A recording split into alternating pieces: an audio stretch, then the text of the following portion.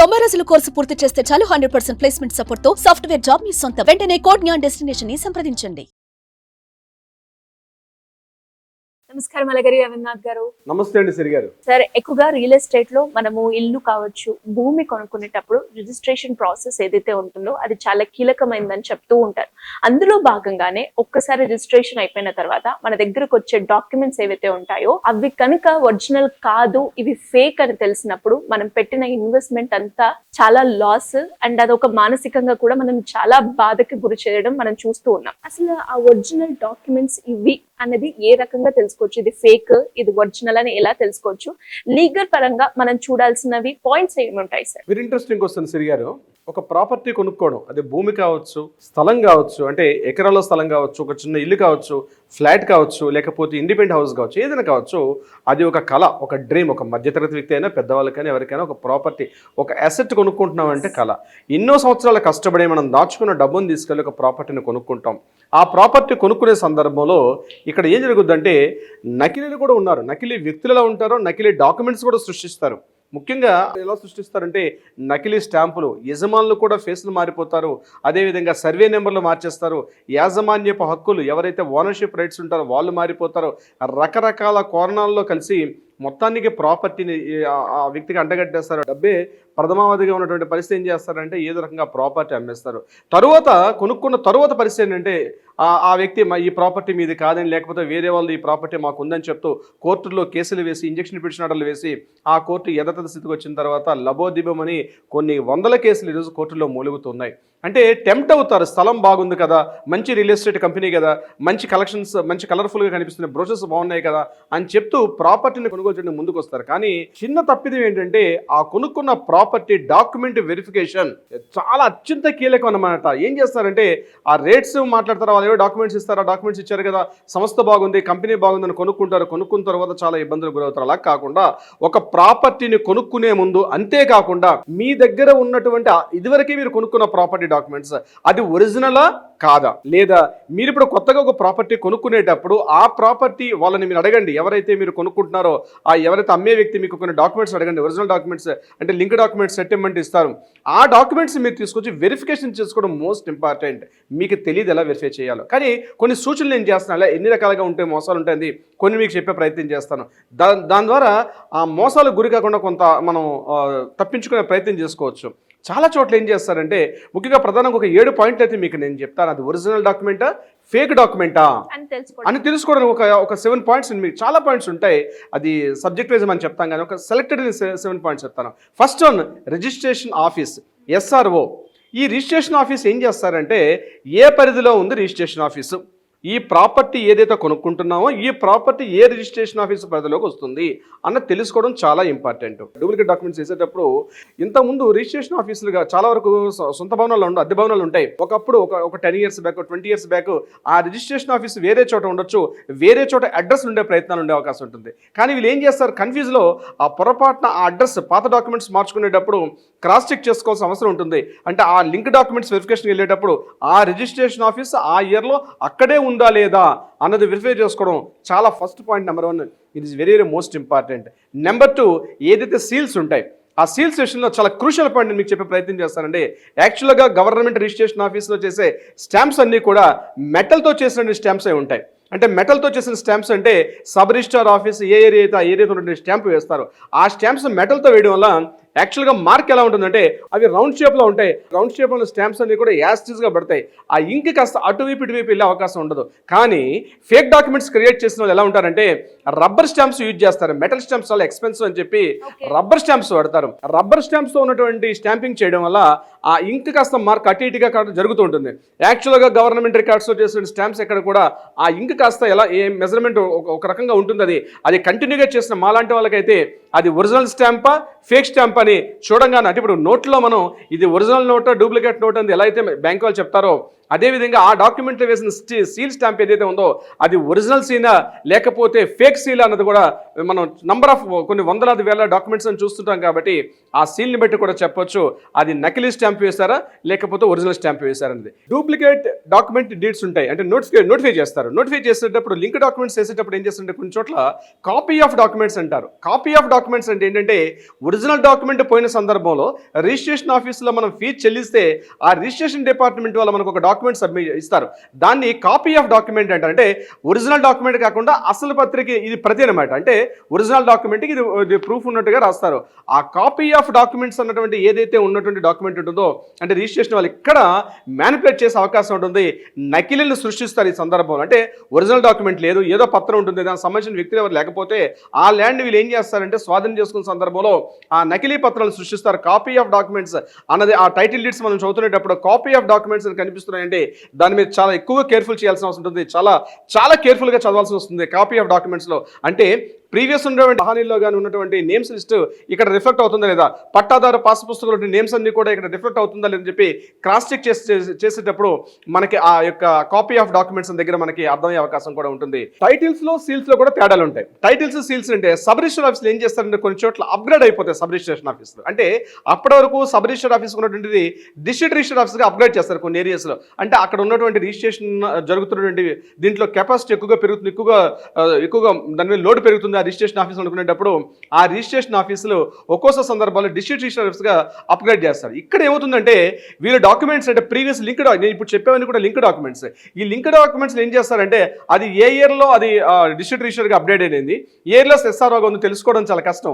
నకిలీ డాక్యుమెంట్స్ సృష్టించేటప్పుడు ఏం చేస్తారంటే ఫర్ ఎగ్జాంపుల్ ఈ డిస్ట్రిక్ట్ రిజిస్టర్ ఆఫీస్గా ఉన్న సందర్భంలో దాన్ని పాత డాక్యుమెంట్స్ కూడా ఏం చేస్తారంటే అది డిస్ట్రిక్ట్ రిజిస్టర్ ఆఫీస్గానే మార్చేసి ఉంటారు కొన్ని సందర్భాల్లో. అప్పుడు నకిలీ డాక్యుమెంట్ ఏదవుతుంది. సో క్రాస్ చెక్ చేసేటప్పుడు మన ఆ లింక్ డాక్యుమెంట్స్ వెరిఫికేషన్ వెళ్ళేటప్పుడు అది అప్పటికి అంటే ఈ డాక్యుమెంట్ రిలీజ్ అయినప్పటికీ అది డిస్ట్రిక్ట్ రిజిస్టర్ ఆఫీస్గా ఉందా లేకపోతే సబ్ రిజిస్టర్ ఆఫీస్గా ఉందని కూడా మనం క్రాస్ చెక్ చేసుకోవాల్సిన అవసరం ఉంటుంది. సీల్స్లో కూడా మారిపోతాయి. ఇక్కడ ఏమవుతుంది డిస్ట్రిక్ట్ రిజిస్టర్ ఆఫీస్ తాలూకా సీల్ రిజిస్టర్ ఆఫీస్ యొక్క సీల్ కూడా విషయంలో కూడా మార్పు ఉంటుంది. సో ఆ సీల్స్ని కూడా చెక్ చేయాల్సిన అవసరం కూడా ఉంటుంది. సిరి గారు, point number 5 old property rules కొన్ని ఉంటాయి. అంటే చాలా మందికి తెలియని కీలకమైన విషయాలు నేను మీతో చెప్పే ప్రయత్నం చేస్తున్నాను.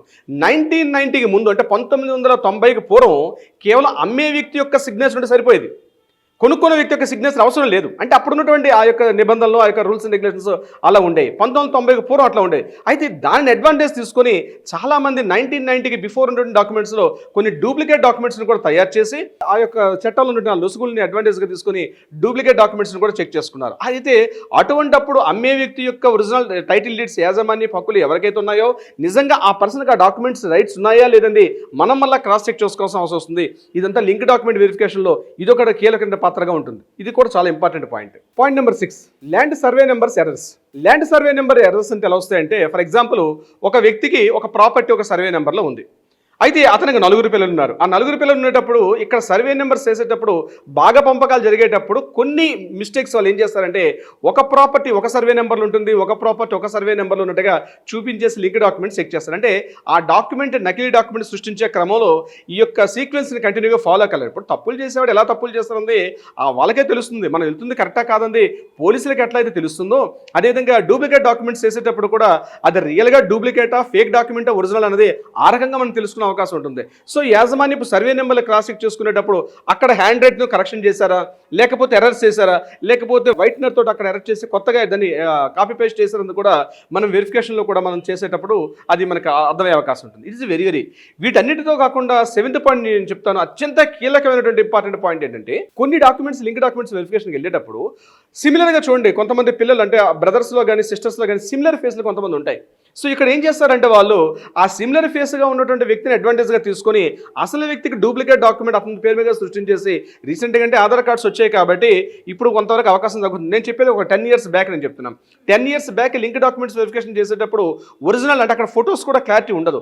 ఆ ఫొటోస్ క్లారిటీ లేకపోవడం వల్ల అసలుగా ఉన్నటువంటి వ్యక్తి యొక్క ఈ పర్సన్ అక్కడ చేంజెస్ చేసి అంటే వాళ్ళ బ్రదరో వాళ్ళ సిస్టర్స్నో అట్లాంటి వాళ్ళు వస్తారు. లేకపోతే రిజిస్ట్రేషన్ ఆఫీస్కే మనం ఏదైతే డాక్యుమెంట్లో మెన్షన్ చేసినటువంటి సెల్లర్ యొక్క ఉన్నాడో అతనే యాస్టేజ్గా వచ్చే అవకాశం కూడా ఉంటుంది. ఎందుకంటే రియల్ ఎస్టేట్ కంపెనీ వాడు ఏం చేస్తాడు, నేను పలానా వ్యక్తి నుంచి ఈ ప్రాపర్టీ కొన్నాను అంటే అది డాక్యుమెంట్ పట్టాదారు పాస్ పుస్తకంలో ఉండొచ్చు, లేకపోతే సేల్ డీడ్ రూపంలో ఉండొచ్చు. అటువంటి సందర్భంలో మనం ఫోటో ఇమేజినేషన్ చేసుకోవడానికి కరెక్షన్ ఉండే అవకాశం ఉండదు కాబట్టి సో అది కూడా ఈ యొక్క కంప్లీట్గా మనిషిని కూడా మార్ఫింగ్ చేసే అవకాశం కూడా ఉండే సందర్భాలు ఉంటాయి. ఇట్లాంటి చాలా చెప్పుకుంటూ పోతే సిరి గారు కొన్ని పదుల సంఖ్యలో ఈ పాయింట్స్ వస్తాయి.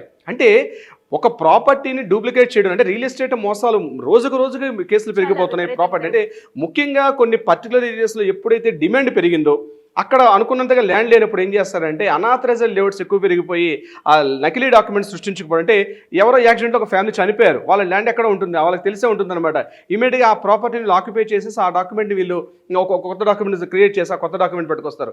ఇది కాకుండా రియల్ ఎస్టేట్లో జరిగే ప్రధాన మోసం ఏంటంటే ఈ ఒక 10 ఎకరాలు 20 ఎకరాలు ల్యాండ్ ఎక్విజిషన్ చేసేటప్పుడు ఎంటైర్ డాక్యుమెంట్ వెరిఫికేషన్ చేసేటప్పుడు మధ్యలో ఇక్కడ పీటీ ల్యాండ్స్ ఉంటాయి, అంటే ప్రొటెక్టర్ ఇన్ ట్యాక్స్ అంటారు అనమాట. అంటే ఎవరికో కౌలుదారులకు ఇచ్చినట్టు ఆ కౌలు రక్షణ చట్టాలు ఉంటాయి కొన్ని, ఆ కౌలు రక్షణ ప్రకారం వాళ్ళకి కొన్ని ఉంటాయి. అంటే ఇక్కడ నో పీటీ సర్టిఫికేట్స్ లేకుండా కూడా వెంచర్లు వేసేస్తారు. ఇన్నిటికన్నా ఇంకొక ముఖ్యంగా నేను చెప్తానండి, రీసెంట్గా జరిగిన ఒక విషయం. రీసెంట్గా ఒక మన వెస్ట్ జోన్లో ఒక ల్యాండ్కి మేము చూడడానికి వెళ్ళాం. అది చాలా కమర్షియల్ ఏరియా, చాలా కాస్ట్లీయెస్ట్ ఏరియా.